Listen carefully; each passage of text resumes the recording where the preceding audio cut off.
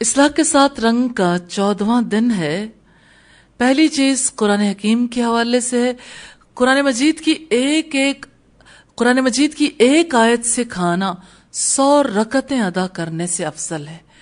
حضرت ابو ذر نے بیان کیا کہ رسول اللہ صلی اللہ علیہ وسلم نے مجھ سے فرمایا، اے ابو ذر، اگر تو صبح کو جا کر اللہ کی کتاب کی ایک آیت کسی کو سکھائے تو یہ تیرے لیے 100 رکعتیں پڑھنے سے بہتر ہے، اور اگر تو صبح کو جا کر علم کا ایک باب کسی کو سکھائے، خواہ اس پر عمل کیا جائے یا نہ کیا جائے، تیرے لیے 1000 رکعتیں پڑھنے سے بہتر ہے۔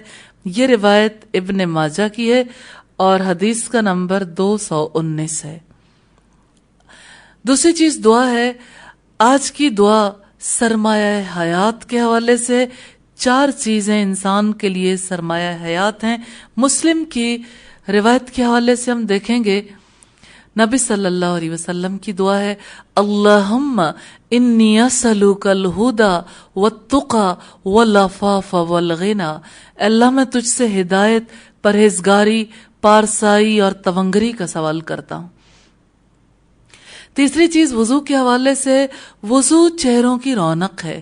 رسول اللہ صلی اللہ علیہ وسلم نے فرمایا، جب تم میں سے کوئی وضو کرتا ہے اور اچھی طرح وضو کرتا ہے اور یہ دعا پڑھتا ہے، اشہد ان لا الہ الا اللہ وحدہ لا شریک لہ واشہد ان محمدا عبدہ ورسولہ۔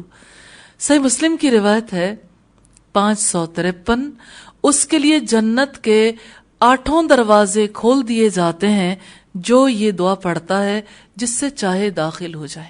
چوتھی چیز نماز ہے۔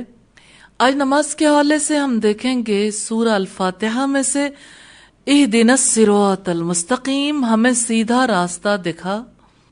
اللہ تعالیٰ سے جو سیدھا راستہ طلب کرنا ہے، اس راستے پر چلنا اور عمل بھی کرنا ہے، تاکہ اللہ تعالیٰ کے پسندیدہ بندوں میں شمار ہو سکیں۔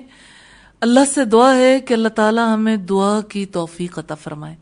خشوع کے لیے نماز کے دوران غیر متعلق باتیں نہیں سوچنی انشاءاللہ۔ 5واں پوائنٹ ہے اخلاق۔ آج ہم بغض اور کینے کے حوالے سے دیکھیں گے۔ رسول اللہ نے فرمایا، لا تباغضوا ولا تحاسدوا ولا تدابروا وكونوا عبادا للہ اخوانا۔